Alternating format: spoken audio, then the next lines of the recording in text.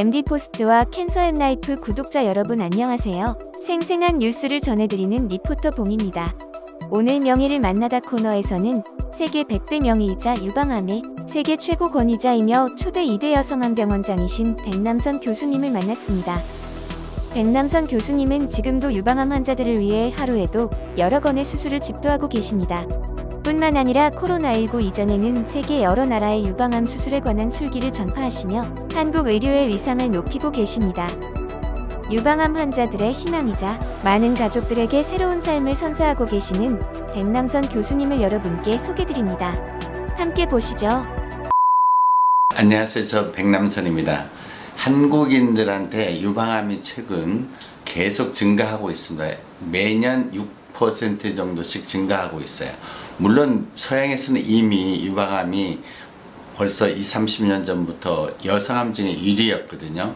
한국은 이제 2006년도부터 이제 1위가 됐는데 그전에는 갑상선암이 많았고 그전에는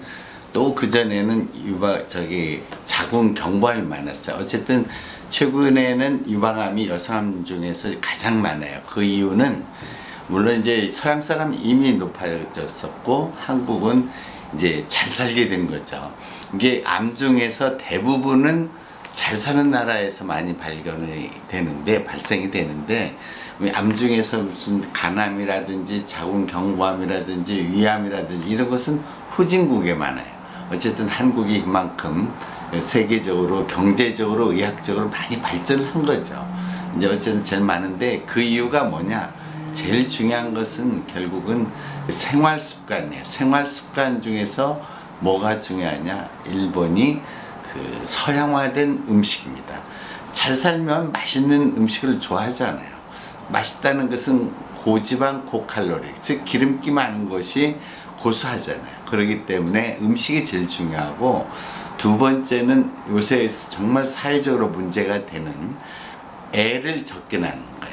우리나라에 뭐 부동산 값도 비싸고 그다음에 교육비도 많이 들고 또 여성들이 중요한 게 자기 자신의 스펙, 자기 자신을 개발하는 게 중요하잖아요. 그 말은 그렇게 자기 자신이 어느 정도 공부를 많이 해야 사회적인 보장도 받고 수입도 많아지고 이런 것 때문에 결국 자기 개발을 위해서 많이 애를 쓰다 보니까 그리고 뭐 집이라도 구하려면 한 10년 지나야 구할 수 있기 때문에 일을 해야 되잖아요. 그 말은 시집을 일찍 못 가는 거예요. 결국 시집을 빨리 가서 애를 많이 낳았었던 옛날에는 유방암이 실제적으로도 거의 없었어요. 물론 발견되지 않은 것도 있었지만 더더군다나 아마 엊그저께 신문에서도 보셨겠지만 합계 출산율이라는 게 있습니다. 남녀가 결혼해서 일평생 낳을 수 있는 아이의 숫자가 옛날에는 2.7, 3.7이었는데 지금 0.84예요. 그 말은 한 커플이 일평생 애를 낳을 수 있는 숫자가 한 명도 안 된다는 거죠. 0.84. 이건 뭐 신문에 다 나가고 뭐 국가적인 통계예요. 그렇기 때문에 애를 많이 낳을 수만 있으면 낳아서 모유 수유를 많이 하고 그러면은 유방암이 덜 발생해요.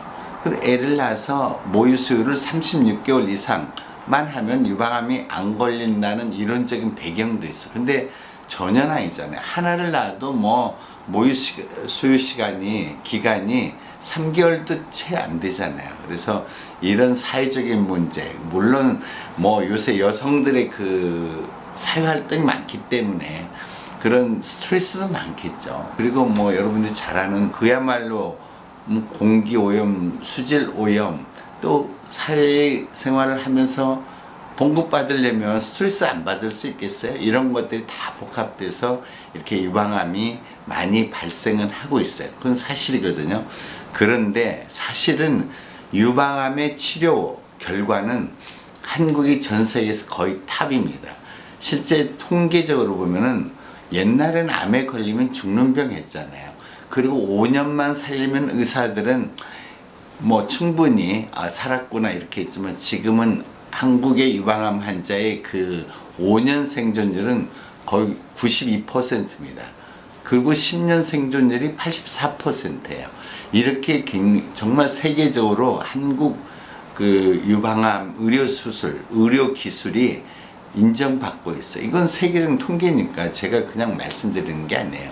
그리고 이제는 이렇게 오래 살리면서도 또 이제 여성들의 삶의 질을 좋게 해주는 거. 옛날에는 유방을 다 떼면 뭐 무서워서 다 뗐었지만 결국은 여성성을 잃었기 때문에 우울증에 빠져서 심지어 자살하는 사람, 이혼하는 사람, 산에 들어가는 사람, 직장 그만두는 사람이 많았지만 지금은 그런 것도 미리 예방해주는 그 유방암 환자 유방 보존 수술 이런 것도 한국이 정말 세계적으로 많이 하고 있습니다. 제가 1986년도에 한국 및 아시아에서 처음으로 유방 보존 수술을 했을 때만 해도 저희 선배님이나 동료들 전혀 그런 생각을 못했지만 이제는 1986년도에 시작했는데 한국도 2006년도에 가서는 결국 유방을 다 떼는 수술하고 유방을 보존하는 수술하고 그때 이렇게 크로스오버 이제 똑같게 됐어요. 지금은 유방을 보존하는 수술이 훨씬 많아졌죠. 얼마나 많아졌냐면 거의 70%예요. 그만큼 기술도 좋아졌고 치료 결과도 좋아졌습니다. 이러니까 지금 한국의 그 의료 기술 이런 것들은 세계 탑이고 그리고 의료 수가도 미국에 비하면은 10분의 1 내지 15분의 1입니다.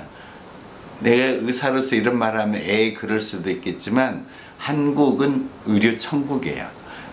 어떻게 미국에서 이렇게 의사를 빨리 만날 수 절대로 없죠. 그러니까 이 사회는 외국에 계시는 한국인 그리고 한국인이 아니래도 이런 소문이 전 세계적으로 이렇게 나 있기 때문에 많은 사람들이 한국으로 일부러 치료받으러 옵니다. 그래도 많이 오는 나라가 뭐 가까운 중국이 제일 많죠. 그렇지만 러시아, 중앙아시아, 아랍 이와 여대만 해더라도 60개국에서 와요. 그러니까 엄청 많이 선전이 된 거죠. 저희 여성암병원에 연 4,000명 정도 연인원으로 4,000명 정도 오니까 이만큼 이제는 세계적으로 인터넷이 있고 학회에서 이렇게 강의를 우리도 가서 막 해주거든요. 그럼 그 사람들이 옛날에는 뭐 한국이 어디서 했지만 지금은 의료 분야에서만은 한국이 최고입니다. 요새 물론 뭐 BTS라든지 뭐 여러 가지 아이돌 뭐 요새 최근에 영화 이런 것도 한국이 굉장히 유명해졌지만 특히 생명에 관련된 의료 수준 이런 것은 실제 치료 결과도 좋고 값도 미국에 비해서 10분의 1 내지 15분의 1뿐이 안 되기 때문에 외국에서 많이 오죠. 뭐 심지어 미국, 러시아 뭐 이런 데서 유럽에서도 오고 저 파라과이 이런 데서도 와요. 그러니까 여러분들 어쨌든 암이라는 것은 옛날로 말하면은 죽음이었지만 지금은 그렇지 않습니다. 어차피 만성병이에요. 그러니까 누구든지 생길 수가 있어요. 실제 통계로 한국의 여성의 평균 수명 사는 동안에 3명 중에 1명이 암에 걸려요. 남성은 평균 수명 사는 동안에 5명 중에 2명이 암에 걸립니다. 그렇지만 다 절대로 암으로 죽지 않아요. 이게 결국은 우리 한국의 의료 수준이 세계 탑이라는 것을 여러분들이 인식하고 이제는 뭐니 해도 돈이 아니고 뭐니 해도 건강이 최고라는 걸 여러분들이 인식하고 적어도 유방암에 대해서는 적어도 가족력이 있으면 매년 해야 되고 가족력이 없는 사람은 적어도 2년에 한 번 이렇게 해야 되고 가족력이 있는 집안 식구는 특히 유전자가 있는지 없는지도 봐야 되고 유전자가 있으면 다른 사람보다 빼먹지 말고 적어도 1년에 한 번씩 체크업을 하는 거가 조기에 발견해서 조기 치료하면은 상처도 거의 구분할 수 없을 정도로 그만큼 치료 효과며 그 어떤 성형적인 미용 효과도 좋아져서 결국은 정신적으로 많은 도움을 주니까 암 환자 아닌 것처럼 착각하고 살게 될 수 있어요. 어쨌든 뭐니 해도 머니가 아니고 건강입니다. health.